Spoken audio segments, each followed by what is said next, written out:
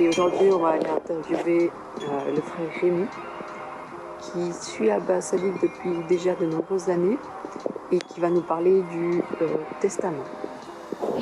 Bonjour Rémi, dis-moi aujourd'hui quelle est l'importance pour toi du testament?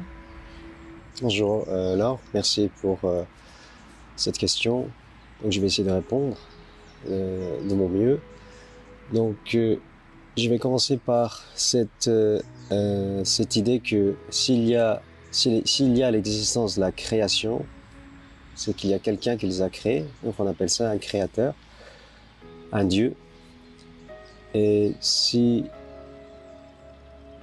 ce Dieu, ce créateur, s'il est bon, il doit sûrement laisser des instructions claires, un guide pour sa création. Parce que je ne pense pas qu'il a créé sa création de manière comme ça par hasard, mais plutôt parce qu'il avait des buts précis et aussi parce qu'il aime sa création. On ne va pas créer sans but. Parce qu'il aime sa création, donc il va créer, donc il ne va pas laisser sans un guide.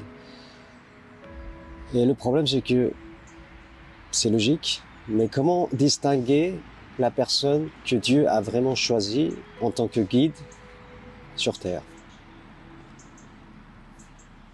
Parce que chaque religion, chaque secte, chaque groupe spirituel peut dire, pour proclamer en disant que nous avons un guide spirituel. Okay? Tout le monde dit que notre guide nous mène vers la vérité. Mais le problème, c'est que c'est juste une parole, mais ça nous laisse quand même des doutes dans le cœur. Est-ce que c'est vraiment cette personne? Parce qu'il y a tellement de religions sur Terre qu'il y en a tellement qu'on peut même pas, on n'a pas le temps. Une vie entière n'est pas suffisante pour étudier toutes les religions, etc. Donc ce serait pas une voie facile et ce serait presque impossible de trouver comme ça. Et que l'humanité, elle est dans une confusion. Ouais, tu veux dire qu'il y a une méthode pour le...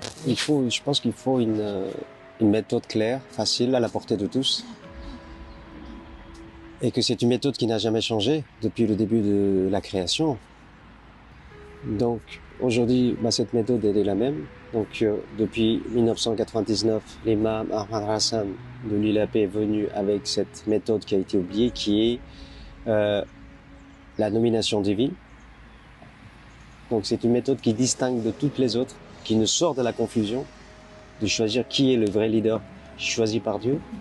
Parce que ce qui est important, c'est le choix de Dieu. C'est pas nous qui choisissons le leader spirituel. Parce que dans la majorité